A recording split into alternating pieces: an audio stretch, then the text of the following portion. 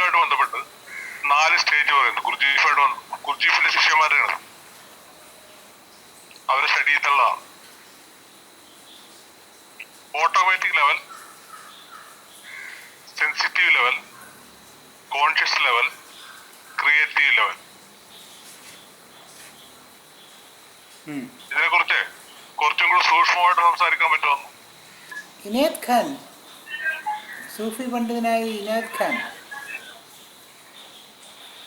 ഇത് സമാനമായിട്ടൊരു കാര്യം പറഞ്ഞിട്ടുണ്ട്. എനിക്കൊന്ന് ശ്രദ്ധിക്കുണ്ടെങ്കിൽ ഒരു പക്ഷേ പറയുമായിരുന്നു. ദൈവം കല്ലുകളിൽ ഉറങ്ങുന്നു, മരങ്ങളിൽ ഉണരുന്നു, അങ്ങനെ ഒരു കാര്യം പറഞ്ഞിട്ടുണ്ട്. 4 സ്റ്റേജുകൾ. ജീവനില്ലാത്ത വസ്തുക്കൾ, ജീവനുള്ള മൃഗങ്ങൾ, അതിന്ന് മനുഷ്യൻ എന്ന് പറയുന്ന ആ സ്റ്റേറ്റിലേക്കുള്ള 4 സ്റ്റേറ്റുകൾ അദ്ദേഹം പറയുന്നതായിട്ട് ഹാഷിമാഷ് പറഞ്ഞു കേട്ടിട്ടുണ്ട്. അപ്പോൾ ഇതിനകത്ത് ആദ്യത്തെ സ്റ്റേറ്റ് എന്ന് പറഞ്ഞാൽ ഓട്ടോമാറ്റിക് സ്റ്റേറ്റ് എന്ന് പറയുന്നത് റിഫ്ലക്സുകളുടെ സ്റ്റേറ്റാണ്. റിഫ്ലക്സുകളുടെ സ്റ്റേറ്റ് എന്ന് പറഞ്ഞാൽ ഒരു കാര്യത്തെ കോഗ്നൈസ് ചെയ്ത് ജഡ്ജ് ചെയ്ത് ഒരു തീർപ്പ് കൽപ്പിച്ച് പെരുമാറുന്ന രീതി ഇല്ലാത്തത് എന്നർത്ഥം. അതുകൊണ്ടാണ് അദ്ദേഹം ഓട്ടോമാറ്റിക് എന്ന് പറഞ്ഞിരിക്കുന്നത്. മൃഗങ്ങളെ സംബന്ധിച്ചിടത്തോളം മൃഗങ്ങളുടെ എല്ലാ ആക്ടിവിറ്റികളും റിഫ്ലക്സുകളാണ്. അവർക്ക് തോന്നുന്ന, അവർക്ക് കിട്ടുന്ന ഇമ്പൾസുകൾ അനുസരിച്ച് വളരെ പെട്ടെന്ന് ക്വിക്കായിട്ട് ഇത് അടുത്ത ആക്ഷനിലേക്ക് പോകും. ചിത്തവൃത്തിയുടെ കുറവ്. അതുകൊണ്ട് അവിടെ കോഗ്നിസൻസ് എന്ന് പറയുന്നതില്ല, ക്വിക്കായിട്ടുള്ള റിഫ്ലക്സുകളാണ് ഉണ്ടാകുന്നത്. ആ റിഫ്ലക്സ് ഉള്ളതുകൊണ്ട് ഒരു പാറ്റേൺ അവിടെ ഉണ്ടായിരിക്കും, ഏതാണ്ടൊരു പാറ്റേൺ. നമ്മൾ എന്തെങ്കിലും ഒരു ശബ്ദം ഉണ്ടാക്കിക്കഴിഞ്ഞാൽ പൂച്ച അടുത്ത് വരുന്നത്, പട്ടികളടുത്ത് വരുന്നത്, കുതിരകളടുത്ത് വരുന്നത്, ഇതൊക്കെ ആ റിഫ്ലക്സുകളുടെ ഭാഗമാണ്. ആ ശബ്ദം കേൾക്കുമ്പോൾ അടുത്ത് വരണമെന്നോ അല്ലെങ്കിൽ ആഹാരം കഴിക്കാനാണ് വിളിക്കുന്നതെന്നോ ഒക്കെ ഉള്ള ഒരു തീരുമാനം അല്ലെങ്കിൽ ഒരു തോന്നൽ അതിനുണ്ടാകുന്നു. അവിടെയാണ് റിഫ്ലക്സ്. അപ്പം അതിനകത്തുള്ള ഗുണമെന്ന് പറയുന്നത് ഇതിനെ ജഡ്ജ് ചെയ്യുന്ന ഒരു മസ്തിഷ്ക വ്യായാമം അവിടെ ഇല്ല. കേൾക്കുന്ന സിഗ്നലുകളെ അല്ലെങ്കിൽ കാണുന്ന സിഗ്നലുകളെ ജഡ്ജ് ചെയ്യുന്നതില്ല. നായയെ സംബന്ധിച്ചിടത്തോളം ആണെങ്കിൽ യൂണിഫോമുകൾ ഇട്ട് കഴിഞ്ഞാൽ എല്ലാം നായയ്ക്ക് ദേഷ്യം വരും. അത് പോസ്റ്റ്മാനായിരുന്നാലും ഇലക്ട്രിക്കൽ ലൈൻമാൻ ആയിരുന്നാലും തലപ്പാവ് ചൂടിയവരായിരുന്നാലും എങ്ങനെയൊക്കെ തോന്നിയാലും ഒരു പ്രത്യേക യൂണിഫോം കണ്ടു കഴിഞ്ഞാൽ അതിന് ദേഷ്യം വരും. അത് റിഫ്ലക്സാണ്. അപ്പോൾ അങ്ങനെയുള്ള റിഫ്ലക്സുകളിൽ ആക്റ്റീവായിരിക്കുന്ന ഒരു സ്റ്റേറ്റിനെയാണ് ഇപ്പോൾ ഗുർജീഫ് ഓട്ടോമാറ്റിക് എന്ന് വിളിച്ച് വച്ചിരിക്കുന്നതെന്ന് എനിക്ക് തോന്നുന്നു. ആ സ്റ്റേറ്റ് കഴിഞ്ഞ് രണ്ടാമത്തത് സെൻസിറ്റീവ് സ്റ്റേറ്റാണ്. ശരിയാണോ?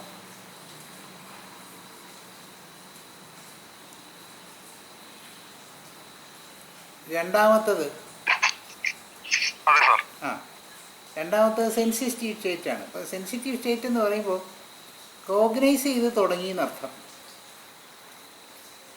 കോഗ്നൈസ് ചെയ്ത് തുടങ്ങിയെന്ന് പറഞ്ഞാൽ അതുവരെ വാസ്തവത്തിൽ കുട്ടികളും ഒക്കെ ഈ പറഞ്ഞ ആദ്യത്തെ സ്റ്റേറ്റിൽ കൂടെ കടന്നു പോവുകയാണ്. അവർ കോഗ്നിസൻസ് ആരംഭിക്കുന്നത് തന്നെ അവരുടെ ഹിപ്പോ ക്യാമ്പസിൻ്റെ വികസനത്തിന് ശേഷമാണ്. അതുവരെ ഷോക്കുകൾ മാത്രമേ മനസ്സിനുണ്ടാകുന്ന ആഘാതങ്ങൾ മാത്രമേ സൂക്ഷിക്കാനോ ഡീകോഡ് ചെയ്യാനോ അറിയാവുള്ളൂ. അപ്പം അടുത്ത സ്റ്റേറ്റിൽ ഇത് സെൻസിറ്റീവായി തുടങ്ങുന്നു എന്ന് പറയുമ്പോൾ കോഗ്നിസൻസ് ആരംഭിക്കുന്നു എന്ന് നമുക്ക് കരുതാം. ആ കോഗ്നിസൻസ് ആരംഭിക്കുന്നത് പരമാവധി ഒറ്റപ്പെട്ട ജീവിതങ്ങളിലാണ്. അതുകൊണ്ടാണ് ഈ ഏകാന്തത എന്ന് പറയുന്നത്, സോളിറ്റ്യൂഡ് എന്ന് പറയുന്നത്, ഇന്ത്യൻ സാഹചര്യങ്ങളിലായിരുന്നാലും ശരി, ക്രിസ്ത്യൻ ഹെർമിറ്റുകളായിരുന്നാലും ശരി, ഏകാന്തത ഇഷ്ടപ്പെട്ടിരുന്നതിന് കാര്യം അതുകൊണ്ടാണ്. ആ സോളിറ്റ്യൂഡിൽ, ഏകാന്തതയിലായിരുന്നു അവർ വിശ്വസിക്കുന്ന ചൈതന്യവുമായിട്ടുള്ള സംവാദം നടത്തിയിരുന്നു. അപ്പോൾ അതുകൊണ്ട് അത്തരത്തിൽ ഒരു സാധ്യത ഉണ്ടാകുന്നത് സോളിറ്റ്യൂഡിലായിരിക്കുന്നത് കൊണ്ട് നമ്മളെ സംബന്ധിച്ചിടത്തോളം മനുഷ്യരാശിയുടെ ഒരു പ്രത്യേക അവസരത്തിലേക്ക് പോകുന്നത് കൊണ്ടാണ് വാസ്തവത്തിൽ ഒറ്റപ്പെടലുകൾ ആവശ്യപ്പെടുന്ന, അല്ലെങ്കിൽ സെപ്പറേഷൻ ആവശ്യപ്പെടുന്ന, ഡിസ്റ്റൻസിങ് ആവശ്യപ്പെടുന്ന, സോഷ്യൽ ഡിസ്റ്റൻസിങ് ആവശ്യപ്പെടുന്ന ഒരു മഹാമാരി ലോകത്ത് വന്നു കൂടിയിരിക്കുന്നതെന്നാണ് എനിക്ക് തോന്നുന്നത്. വ്യക്തിപരമായ, അതായത് സംഘടിതമായ മതപ്രവർത്തനത്തിൽ നിന്ന്, മത ആചാരങ്ങളിൽ നിന്ന് വ്യത്യസ്തമായി ഒറ്റപ്പെട്ട അനുഷ്ഠാനങ്ങളോ, ഒറ്റപ്പെട്ട ധ്യാനങ്ങളോ, ഒറ്റപ്പെട്ട ഉപാസനകളോ, ഒറ്റപ്പെട്ട സ്വാധ്യായങ്ങളോ ആകാം. ഇവയൊക്കെ ഉണ്ടാകുന്നതിനുള്ള സാധ്യതയിലേക്കാണ് വരുന്നത്. ഇതാണ് വാസ്തവത്തിൽ സെൻസിറ്റീവ് സ്റ്റേറ്റ് എന്ന് പറയുന്നത്.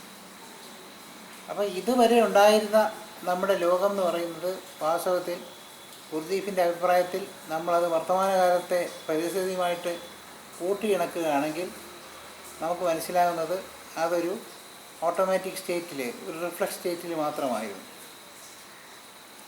എപ്പോൾ വേണോ ലോക്ക്ഡൗൺ ആക്കിക്കഴിഞ്ഞാൽ എല്ലാവരും വീട്ടിനകത്തിരിക്കും, ലോക്ക്ഡൗൺ തുറന്നു കഴിഞ്ഞാൽ എല്ലാവരും കൂടെ വെളിയിലിറങ്ങും. ഇങ്ങനെ രണ്ട് എക്സ്ട്രീംസിലേക്കേ പോകുന്നത്. എന്താണ് ഞാൻ ചെയ്യേണ്ടത് എന്ന കോഗ്നിസൻസ് നഷ്ടപ്പെടുന്നു. എനിക്ക് എന്നോടും എൻ്റെ കുടുംബത്തോടും എൻ്റെ സമൂഹത്തോടുമുള്ള ഉത്തരവാദിത്തങ്ങൾ ഞാൻ മറന്നുകൊണ്ട് എന്നെ എങ്ങനെ ട്രെയിൻ ചെയ്യുന്നുവോ, എങ്ങനെ നിർബന്ധിതനാക്കുന്നുവോ അതേ വരകൾക്കകത്ത്, ആ വലയങ്ങൾക്കകത്ത് കഴിഞ്ഞുകൂടാൻ ഞാൻ തയ്യാറാകുന്നു. അതിനകത്തിരുന്നു കൊണ്ട് ഞാൻ മുറവിളി കൂട്ടുന്നത് സ്വാതന്ത്ര്യത്തെക്കുറിച്ചാണ്. സ്വാതന്ത്ര്യത്തെക്കുറിച്ചുള്ള സങ്കല്പങ്ങളും കാവ്യങ്ങളും ഒക്കെ നമ്മളവിടെ ഇരുന്നുകൊണ്ട് എഴുതും. കാരണം നമുക്കത് പ്രാപ്തി കിട്ടിയിട്ടില്ല എന്നുള്ളതുകൊണ്ടാണ്. കിട്ടാത്ത കാര്യങ്ങളെക്കുറിച്ചാണ് നമുക്ക് ഭാവന വളരെ കൂടുതലായിരിക്കുന്നത്. കിട്ടിക്കഴിഞ്ഞാൽ കിട്ടുന്നതിന് ലബ്ധിയിൽ സുഖം പോകുന്ന വസിഷ്ഠൻ ശ്രീരാമനോട് പറയുന്നതായിട്ട് പറയുന്നുണ്ട്. അപ്പോൾ അതുകൊണ്ട് എന്താണ് കിട്ടുന്നത്, അതോടുകൂടി അതിൻ്റെ സുഖം നഷ്ടപ്പെടുന്നു. കിട്ടിക്കഴിയുന്നത് വരെ അതിനകത്ത് സുഖമുണ്ട്, കിട്ടിക്കഴിഞ്ഞാൽ സുഖമില്ല. അപ്പോൾ അകത്ത് ലോക്ക്ഡൗൺ ആയിരിക്കുമ്പോൾ സ്വാതന്ത്ര്യമാണ് ഏറ്റവും വലിയ കാര്യം. ലോക്ക്ഡൗൺ തുറന്ന് റിലീസ് ചെയ്ത് കഴിഞ്ഞാൽ നമ്മൾ പഴയതുപോലെ സ്വാതന്ത്ര്യം എന്നുള്ള ഒരു പേരും പറഞ്ഞുകൊണ്ട് നമ്മൾ വളരെയധികം സ്വതന്ത്ര ചിന്താഗതി ഇല്ലാതെ പ്രവർത്തിക്കുന്നു. ഇല്ലാതെ പ്രവർത്തിക്കുന്നു ഞാൻ പറയാൻ കാര്യം എന്തുകൊണ്ടാണ്? സമൂഹത്തിൻ്റെ ഒരു ചിന്തയ്ക്ക് കൂടെ നമ്മൾ ഫിക്കിൾനെസ് ഓഫ് ദി മോബ് എന്ന് പറയുള്ളൂ. സമൂഹത്തിൻ്റെ ചിന്തയ്ക്ക് അനുസരിച്ച് നമുക്ക് വ്യക്തിപരമായ ചിന്ത ഇല്ലാതെ അതിനകത്ത് ഉൾപ്പെട്ടുകൊണ്ട് ചിന്തിച്ചു കൊണ്ടിരിക്കുന്നു. അപ്പോൾ അതനുസരിച്ച് പോകാൻ തയ്യാറായി വെളിയിൽ നിന്നവരെല്ലാം പോകുന്നു, അതിൻ്റെ കൂട്ടത്തിൽ നമ്മളും പോകുന്നു. പരമാവധി ദുരിതങ്ങൾ നമ്മൾ ക്ഷണിച്ചു വരുത്തുന്നു. സർക്കാരിന് ചെയ്യാൻ പറ്റുന്ന പരിമിതികളുണ്ട്. സർക്കാരിന് അതിനുള്ള സാമ്പത്തിക സംവിധാനമില്ല. സാമ്പത്തിക സംവിധാനം ഉള്ള രാജ്യങ്ങളിൽ പോലും അത് ചെയ്യുന്നില്ല. എല്ലാ രാജ്യങ്ങളെ സഹായിച്ചുകൊണ്ടിരിക്കുന്ന അമേരിക്ക തന്നെ ഇതൊന്നും പലതും ചെയ്യുന്നില്ല എന്നുള്ളതാണ് ഏറ്റവും പ്രശ്നം. കാരണം ട്രീറ്റ്മെൻറ്റ് വളരെ കോസ്റ്റ്ലി ആയിട്ട് തന്നെ പോകുന്നു. എന്നാൽ അതേസമയം ക്വാറന്റൈനിലായിരിക്കുന്ന ഫുഡ് ആവശ്യമുണ്ടെങ്കിൽ ഫുഡ് കൊടുക്കും. നോ ക്വസ്റ്റ്യൻസ് ആസ്ക്ഡ് എന്നാണ് പറയുന്നത്. ഒരിക്കലും ചോദിക്കില്ല എന്തിനാണ്, എങ്ങനെയാണ്, ആരാണ്, അതൊന്നും ചോദിക്കില്ല എന്നാണ് എൻ്റെ ഒരു സുഹൃത്ത് വിളിച്ചു പറയും. ഫുഡ് ആവശ്യമുണ്ടെന്ന് പറഞ്ഞാൽ മാത്രം മതി, ഫുഡ് വരും. സ്കൂളുകളിൽ ഫുഡ് കഴിക്കാൻ വേണ്ടി മാത്രം പൊയ്ക്കൊണ്ടിരുന്ന സ്കൂളുകളിൽ കുട്ടികൾ പോയി ഫുഡ് കഴിക്കാൻ വേണ്ടിയുള്ള സംവിധാനം ഉണ്ടാക്കിയിട്ടുണ്ട്. അത്രേ അവർക്ക് വേണ്ടിയുള്ള പാക്കറ്റുകൾ വെച്ചിട്ടുണ്ട്, അതെടുത്തുകൊണ്ട് പോകാം. അമേരിക്കയിലൊക്കെ ഇങ്ങനെയൊക്കെയുള്ള സാമ്പത്തിക സാഹചര്യങ്ങളുണ്ടെന്നുള്ളത് ഇപ്പോഴാണ് അറിയുന്നത് എന്തായാലും. അപ്പോൾ നമുക്ക് ഫ്രീഡം എന്നുള്ള കൺസെപ്റ്റ് മനസ്സിൽ കിടക്കുന്നതുകൊണ്ട് നമ്മൾ ഈ പറഞ്ഞ ലോക്ക്ഡൗണിനെ ഫോളോ ചെയ്യുകയും ലോക്ക്ഡൗൺ തുറന്നു വിടുമ്പോൾ ഉടനെ തുറന്ന് പുറത്തു പോവുകയും ചെയ്യും. ലോക്ക്ഡൗൺ ഇല്ലാതെ നമുക്കകത്തിരിക്കാൻ അറിഞ്ഞുകൂടാ, തുറന്നു കഴിഞ്ഞാൽ നമുക്ക് പുറത്ത് പോകാതിരിക്കാനും അറിഞ്ഞുകൂടാ. ഇതിനെയാണ് ഗുർജീഫ് ഓട്ടോമാറ്റിക് സ്റ്റേറ്റ് എന്ന് വിളിച്ചത്, അതായത് റിഫ്ലക്സ് സ്റ്റേറ്റ്. ഇതൊരു സോഷ്യൽ റിഫ്ലക്സ് എന്ന് നമുക്ക് വിളിക്കാവുന്ന ഒരു തരത്തിലുള്ള ആക്ടിവിറ്റിയാണ്. സൊസൈറ്റി മൊത്തത്തിൽ പോകുന്നു, ഫിക്കിൾനെസ് ഓഫ് ദി മൂവ് എന്ന് പറയുന്നത് പോലെ സൊസൈറ്റി മൊത്തത്തിൽ പോകുന്നതിൻ്റെ കൂട്ടത്തിൽ പോകുന്ന അവസ്ഥ. രണ്ടാമത്തെ സ്റ്റേറ്റ് എന്ന് പറയുന്നത് നമ്മുടെ അനുഭവങ്ങൾ ആരംഭിക്കുന്നിടത്ത്. നമുക്ക് വേണ്ടപ്പെട്ടവർക്ക് അസുഖങ്ങൾ വന്നു തുടങ്ങുക, നമുക്ക് വേണ്ടപ്പെട്ടവരുടെ മരണം വന്നു തുടങ്ങുക, ഇങ്ങനെയൊക്കെയുള്ള സാഹചര്യങ്ങൾ വരുമ്പോൾ നമ്മൾ പ്രതിസന്ധിയിലെത്തുന്നു, ആ പ്രശ്നവുമായിട്ട് സന്ധിക്കുന്നു. അതോടുകൂടിയാണ് ആലോചിച്ച് തുടങ്ങുന്നത് കോഗ്നിസൻസിൻ്റെ തുടക്കം. അപ്പം ലൈഫിലെ ക്രൈസിസുകളുടേതായ സ്റ്റാറ്റസിലാണ്, ഒരു മാക്രോ എടുക്കുകയാണെങ്കിൽ ലൈഫിലെ ക്രൈസിസുകളുടെ തുടക്കത്തിലാണ് മനുഷ്യൻ കോഗ്നൈസ് ചെയ്ത് തുടങ്ങുന്നത്. വളരെ ഈസി ആയിട്ട് സന്തോഷമായിട്ടിരിക്കുകയാണെങ്കിൽ കോഗ്നൈസ് ചെയ്യാൻ സാധ്യതയില്ല. എന്തുകൊണ്ട് എന്നൊരാലോചന വരുന്നത് അവൻ്റെ സമാധാനത്തിനോ സുഖത്തിനോ തടസ്സം നേരിടുമ്പോൾ മാത്രമാണ്. ആ സമയത്ത് അവൻ കോഗ്നൈസ് ചെയ്യുന്ന ഓട്ടോമാറ്റിക് സ്റ്റേറ്റിൽ നിന്ന് അവൻ സെൻസിറ്റീവ് സ്റ്റേറ്റിലേക്ക് വരും, സെൻസിറ്റീവ് ആകും. സെൻസിറ്റിവിറ്റി എന്ന് പറയുന്ന ഒരു പദത്തിന് നമ്മൾ ഉപയോഗിച്ച് വരുന്നത് ശ്രദ്ധയ്ക്ക് പകരമായിട്ടാണ്. വാസ്തവത്തിൽ എപ്പോഴും ശ്രദ്ധ എന്ന് പറയുന്നത് മൈൻഡ്ഫുൾനെസ്സാണ്. മൈൻഡ്ഫുൾനെസ്സിനെയാണ് ശ്രദ്ധ എന്ന് വിളിക്കേണ്ടത്. അതിനെന്തുകൊണ്ട് സെൻസിറ്റിവിറ്റി വിളിക്കുന്നതെന്ന് പറഞ്ഞാൽ ഈ മൈൻഡ്ഫുൾനെസ്സിൻ്റെ പൂർണ്ണമായ ഉപയോഗം, പൂർണ്ണമായ പൂർത്തീകരണം, പുഷ്പിക്കൽ എന്നൊക്കെ പറയുന്നത് നമ്മൾ ടോട്ടലി മൈൻഡ്ഫുള്ളായിരിക്കുമ്പോഴാണ്. മൈൻഡ്ഫുള്ളായിരിക്കുന്ന അവസ്ഥയിൽ നമ്മുടെ മൈൻഡിനകത്ത് നമ്മൾ നിറഞ്ഞു നിൽക്കുന്നു, മറ്റുള്ളവയല്ല നിറഞ്ഞു നിൽക്കുന്നത്. മറിച്ച് അതിന് മുമ്പുള്ള സ്റ്റേറ്റിൽ മനസ്സ് നമ്മളെ മൊത്തം നിറച്ചുകൊണ്ടിരിക്കുന്നു. അതിന് മുമ്പ് I am full of mind. മൈൻഡ്ഫുള്ളായി കഴിയുമ്പം ഐ ആം മൈൻഡ്ഫുൾ, അതാണ് വ്യത്യാസം. അപ്പം ആ മനസ്സ് നമ്മളെ ഭരിച്ചുകൊണ്ടിരിക്കുന്ന സമയത്തിൽ നിന്ന് ഞാൻ മനസ്സിനകത്ത് പൂർണ്ണമായും അധീനതയിൽ ആധിപത്യം ഉറപ്പിക്കുന്ന ഒരു സ്റ്റേറ്റിനെയാണ് മൈൻഡ്ഫുൾനെസ് എന്ന് വിളിക്കാവുന്നത്. അവിടെ പൂർണ്ണമായും മനസ്സിനകത്ത് നമ്മൾ ശ്രദ്ധാലുവായിട്ടുണ്ട്, അതുകൊണ്ടാണ് ശ്രദ്ധ എന്ന് അതിനെ വിളിക്കുന്നത്. അപ്പോൾ ആ വാക്കാണ് സെൻസിറ്റിവിറ്റി ആയിട്ട് നമ്മൾ കഴിഞ്ഞ കാലങ്ങളിലൊക്കെ ഉപയോഗിച്ചിട്ടുള്ളത്. അപ്പോൾ ആ സെൻസിറ്റീവ് സ്റ്റേറ്റ് എന്ന് ഇവിടെ ഉപയോഗിക്കുന്നത് വേറൊന്നുമല്ല, ആ മൃതാവസ്ഥയിൽ നിന്ന്, അല്ലെങ്കിൽ ഭൗതികമായിരിക്കുന്ന മൃതാവസ്ഥയിൽ നിന്ന് ചേതനയുടെ തുടക്കമാകുന്ന കോഗ്നിസൻസിലേക്ക് പോകുന്നു എന്നുള്ളതാണ്.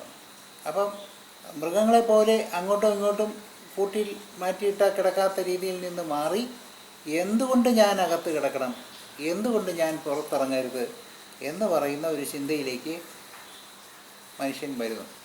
ഇതിനൊരു സമയമുണ്ട്. അപ്പോൾ ആ സമയമാണ് ആ ലോക്ക്ഡൗൺ പീരീഡ് എന്ന് പറയുന്നത്. എന്നും ലോക്ക്ഡൗൺ ചെയ്തിടാൻ പറ്റില്ല. അപ്പോൾ ആ ലോക്ക്ഡൗൺ പീരീഡിൽ കൂടെ വന്നു കഴിഞ്ഞാൽ ആ ശീലം കൊണ്ട് നമുക്ക് ഒരുപാട് കാര്യങ്ങൾ മനസ്സിലായിട്ടുണ്ട്. എന്തൊക്കെ പ്രകൃതിയിലുണ്ടാകുന്ന വ്യത്യാസങ്ങൾ, ജീവജാലങ്ങളിലുള്ള വ്യത്യാസങ്ങൾ, സസ്യജാലങ്ങളിലുള്ള വ്യത്യാസങ്ങളൊക്കെ നമ്മൾ മനസ്സിലാക്കി. അപ്പോൾ സെൻസിറ്റീവായിരിക്കുന്നവൻ അത് കഴിഞ്ഞ് they continue to be sensitive. And those who had not been sensitive, they go back, revert to the old automatic state or social reflexiൻ്റെ സ്റ്റേറ്റിലേക്ക് ഇവർ തിരിച്ചു പോകും. അപ്പോൾ ഇപ്പം ഉണ്ടായ ഈ ലോക്ക്ഡൗണിൻ്റെ കാലത്തുണ്ടായിരുന്ന പ്രകൃതിയിലുള്ള വ്യത്യാസങ്ങൾ മനസ്സിലാക്കുന്ന ഒരാൾ സെൻസിറ്റീവായി കഴിയുമ്പോൾ അയാൾ എന്ത് ചെയ്യുന്നു?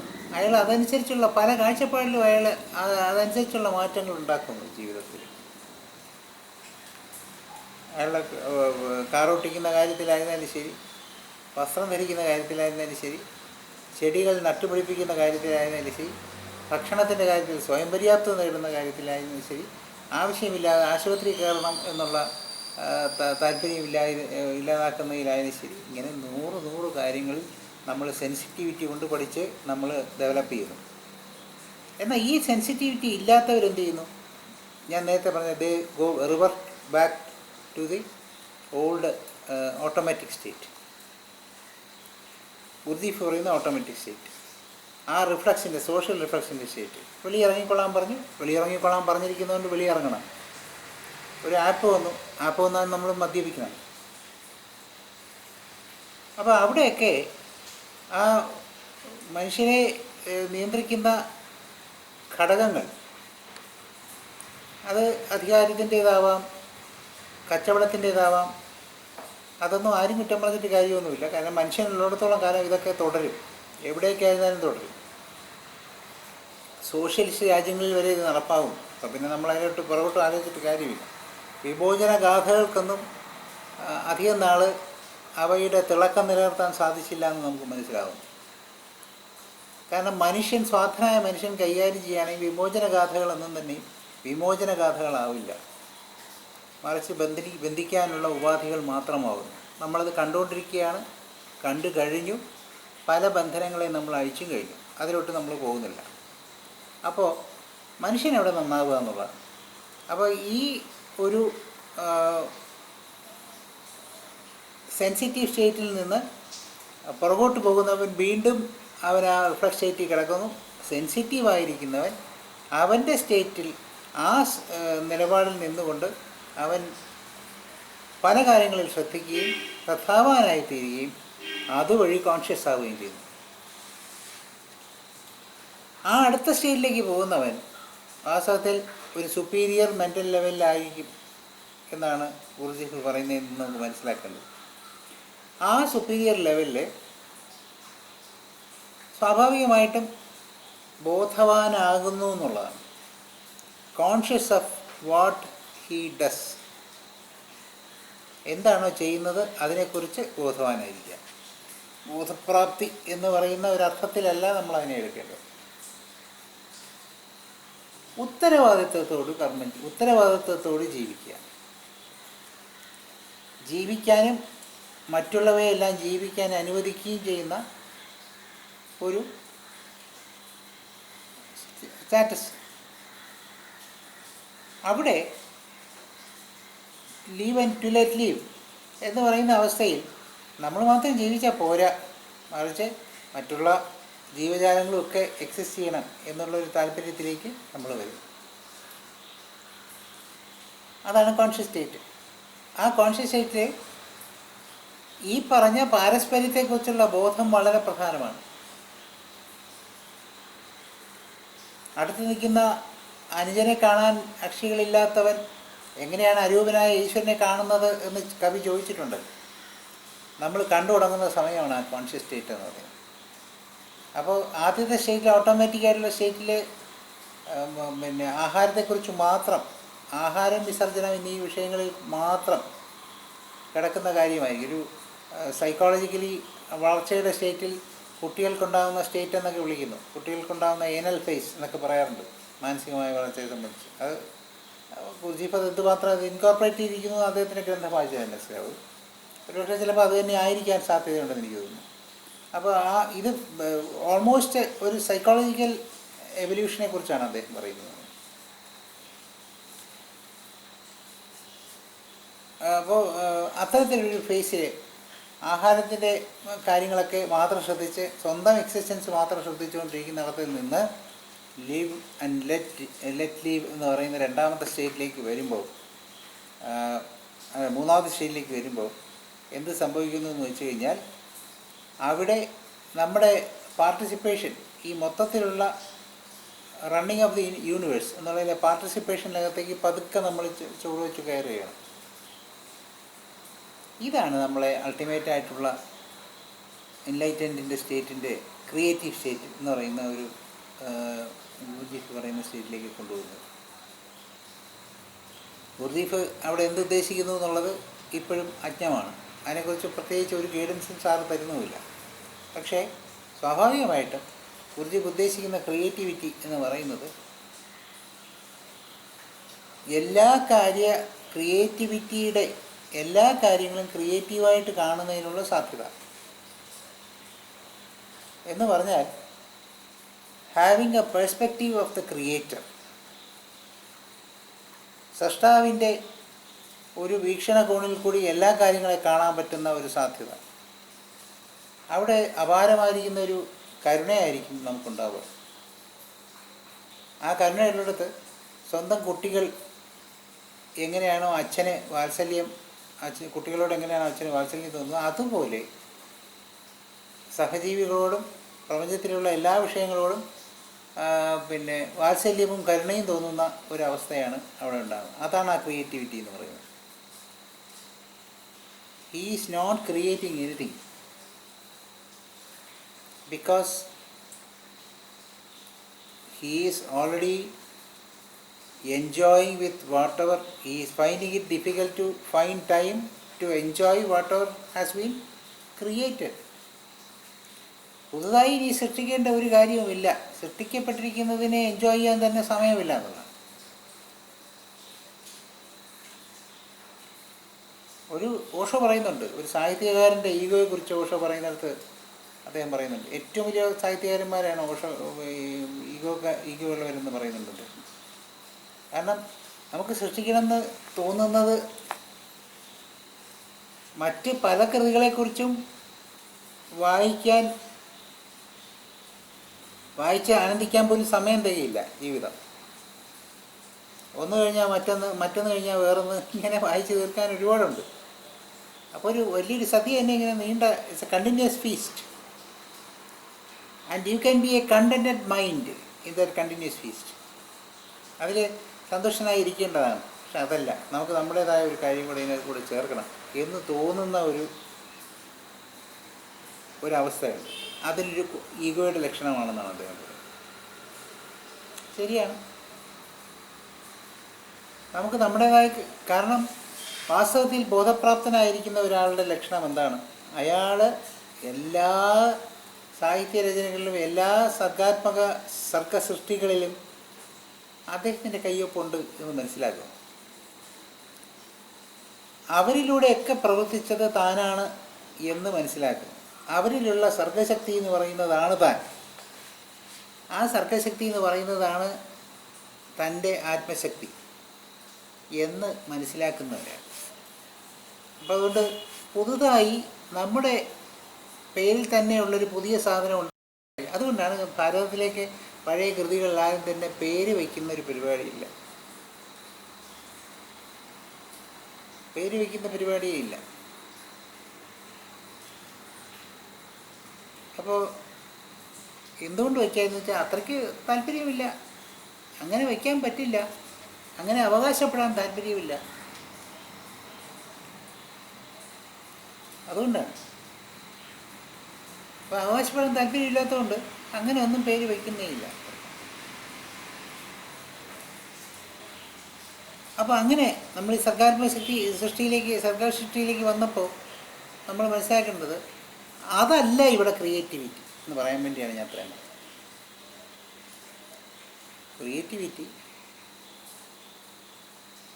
ഓരോ സിറ്റുവേഷനകത്തും നമുക്ക് ചുറ്റുമുള്ള ഓരോ നിമിഷങ്ങളും അവയ്ക്കകത്ത് ഒരു മനോഹരമായിരിക്കുന്ന സംഭവം സൃഷ്ടിക്കാനുള്ള നമ്മുടെ കഴിവുണ്ട്. ഇല്ലെങ്കിൽ ആ നിമിഷങ്ങൾ മരിച്ചു പോയിക്കൊണ്ടിരിക്കുകയാണ്. അത് മരണത്തെ പുൽകി നശിച്ചുകൊണ്ടിരിക്കുന്നു. പക്ഷേ ഒരു ക്രിയേറ്റീവ് പേഴ്സണാലിറ്റിയെ സംബന്ധിച്ചിടത്തോളം അവൻ ആ നിമിഷങ്ങളെ ആനന്ദനിർഭരമാക്കുന്ന വേളകളായി, മുഹൂർത്തങ്ങളായി സൃഷ്ടിക്കും. അതിനെയാണ് ക്രിയേറ്റിവിറ്റി എന്ന് പറയുന്നത്.